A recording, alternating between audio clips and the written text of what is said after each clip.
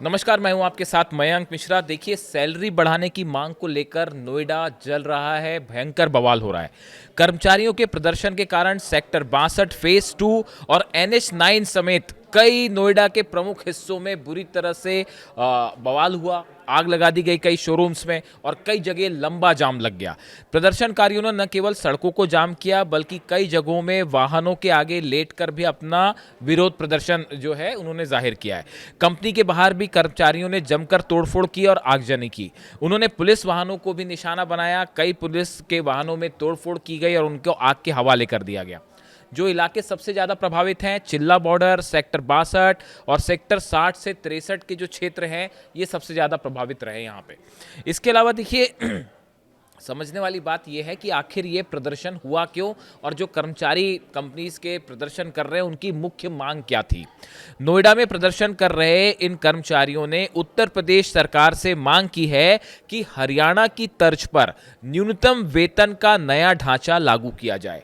इनकी मांगों के अनुसार अकुशल श्रमिकों को 15,220 रुपए, अर्धकुशल श्रमिकों को 16,781 रुपए और कुशल श्रमिकों को 18,501 रुपए दिए जाएं। ये इनकी तरफ से मांग की गई है।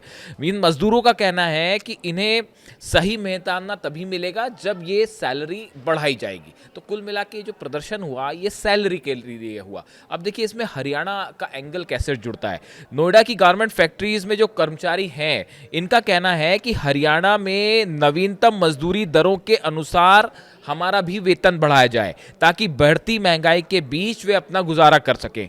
उनकी मांग है कि जब बगल के राज्यों में 35% तक न्यूनतम मजदूरी बढ़ाई गई है तो सरकार उनकी भी मजदूरी बढ़ाए। देखिए उनका कहना ऐसा है कि जिस तरह से हरियाणा में सैलरी बढ़ाई गई, मजदूरी बढ़ाई गई, उसी के अनुरूप नोएडा में भी जो कंपनीज हैं वो उनकी सैलरी बढ़ाएं। और इसको जो मुख्य प्रदर्शन था, मुख्य मांग थी, वो यही थी। देखिए मैंने कई उन कर्मचारियों को सुना कि आखिर वो क्या चाहते हैं, तो उनका कहना यही था कि भाई जो बगल वाले राज्य में सैलरी बढ़ी है वैसे ही हमारी भी जो है कंपनीज में सैलरी को बढ़ाया जाए। हम आपको दिखाते हैं कि जो प्रदर्शन करने वाले लोग थे इन्होंने क्या मांग की। इस वक्त हम तमाम जो श्रमिक कामगार मजदूर हैं इनके साथ बातचीत करने की कोशिश करते हैं। क्या मांगे आप लोगों की? हमारी सरकार ने रखी है मांग 783 रुपए 8 घंटे की और कुल मिला के जोड़ के बनती है 20,000 रुपए। वो हमें 8 घंटे की सैलरी चाहिए क्योंकि इधर खड़े हो जाओ, एक एक करके बात करेंगे। ऐसे खड़े हो जाओ, पीछे दिखाई नहीं देगा। क्योंकि महंगाई के हिसाब से गैस मिल रही है 400-500 रुपए केजी और मकान मालिक बढ़ाते हैं साल में 500 रुपए और कंपनी वाले बढ़ाते हैं साल में 100 रुपए 200 रुपए। इसलिए हमने हड़ताल करी है। हमारी सैलरी 18 से 20,000 होना चाहिए 8 घंटे की, प्लस ओवर टाइम डबल।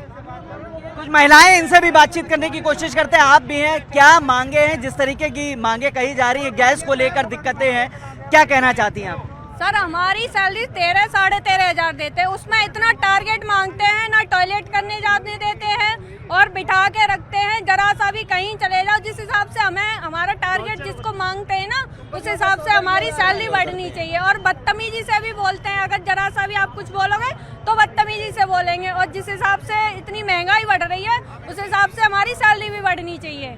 कुछ लोग और इनसे बातचीत करते हैं। आप क्या कहना चाहते हैं, किस चीज को लेकर कहना चाहते हैं? सर आज की डेट में एक हेल्पर की 11,000 सैलरी है। आप बताइए 11,000 में पेट पलता है? 4,000 रूम का किराया, गैस 4,000 रुपया सिलेंडर आ रहा है, उसके बाद महंगाई इतनी बढ़ रही है और 100 रुपया बढ़ाएंगे साल का, उससे क्या होता हमारी सैलरी 20,000 होनी चाहिए। 20,000 होनी चाहिए, हेल्पर की 15,000 होनी चाहिए कम से कम में, तब जाके गुजारा होगा, हमारा पेट पलेगा।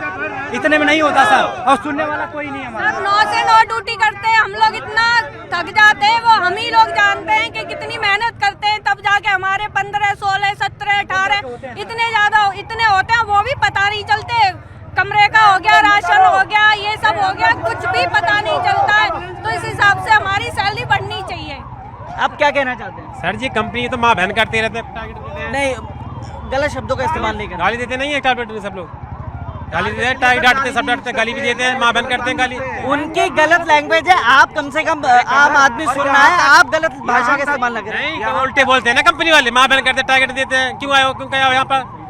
माँ बहन करते हैं, 20,000 सैलरी होनी चाहिए हमारी।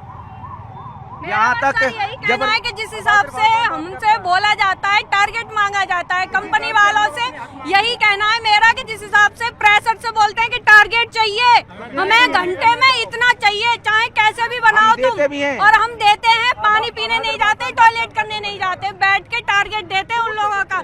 तो इस हिसाब से हमारी सैलरी भी होनी चाहिए, हमारा अधिकार है, हमें हमें हमें हमारा अधिकार चाहिए। क्या कह रहे हैं?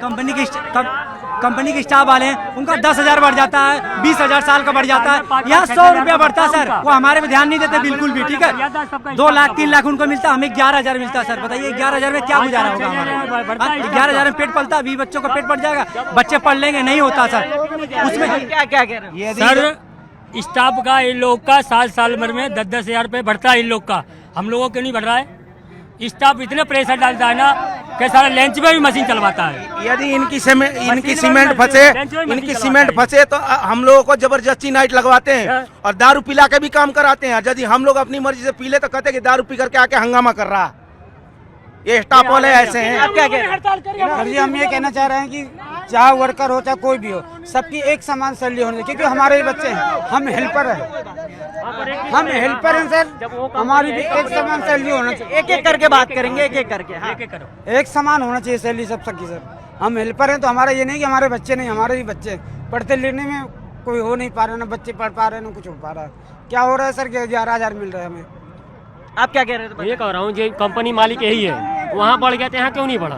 मालिक एक ही हो ना, दोबारा ना हो दूसरा ना हो। जब वहाँ बढ़ गया तो यहाँ क्यों नहीं बढ़ा? हरियाणा बढ़ गया, मालिक एक सब एक यहाँ भी बढ़ना चाहिए ना। हरियाणा यही करना है, और हम लोग कमाने वाले हैं, ठीक ना, कमा रहे हैं। जब हमारी सैलरी, मेरा नाम नीरज कुमार है, मैं साई एक्सपोर्टर में काम करता हूँ, ऑपरेटर हूँ। मेरी सैलरी 13,500 है। जो हमारी कंपनी की हमारी सैलरी 11 साढ़े 11,000 आती है, तो उसमें हम 4,000 रूम का किराया देते हैं, फिर प्लस हमारी बच्चों की फीस है। बच्चों की फीस महीने की जाती है 1,000, 1,200, 1,500 महीना हमारी बच्चों की फीस जाती है। 8 घंटे से कंपनी चलती है, वो ओवर टाइम देती नहीं है, देती है सिंगल देती है। वो ओवर टाइम लगे न भी नहीं लगता, कभी नहीं लगता। 8 घंटे हमारी सैलरी चलती है। सर हम लोगों के बच्चे के नहीं है क्या? हम लोगों को हक नहीं है बच्चों को पढ़ाने का? सर स्कूलों में हर 2 महीने बाद, हर 5 महीने के बाद में सर स्कूल की फीसें बढ़ रही है, क्या हम 11,000 में अपने बच्चे पाल सकता हूँ? सर 11,000 में क्या बच्चे पाल सकता हूँ? रोज हर स्कूल में हर जगह की महंगाई बढ़ रही है, सिलेंडर 4 का हो रहा है, हर चीज की महंगाई बढ़ रही है। शोर करेंगे, किसी की आवाज नहीं जाएगी। शोर नहीं करिए। देखिए एक एक करके एक एक आदमी अपनी बात रखेगा, हम सुनेंगे। एक एक करके रुक जाइए। सर हम कुछ नहीं जानते, हमारी सैलरी 8 घंटे की 18 से 20,000 होनी चाहिए, हमें ओवर टाइम नहीं चाहिए।